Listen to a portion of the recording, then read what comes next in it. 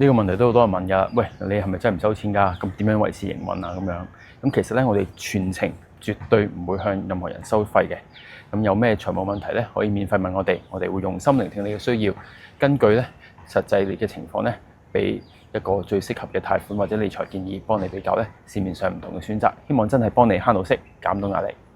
至於我哋點樣去維持營運呢？其實咧係銀行會俾一啲推廣費俾我哋嘅，去支持我哋經營呢個社交平台啦，提供免費嘅專業諮詢。不過咧，銀行都會有佢哋嘅 KPI 睇住，例如咧，我哋可以幫到幾多個客戶啊？成功申請呢個銀行貸款，或者咧係咪真係幫到大家減到息咁樣？咁即係話咧，我哋越能夠咧幫到更多人去成功轉介去銀行啦，爭取更好嘅貸款條件咧，銀行先會願意繼續去支持我哋嘅。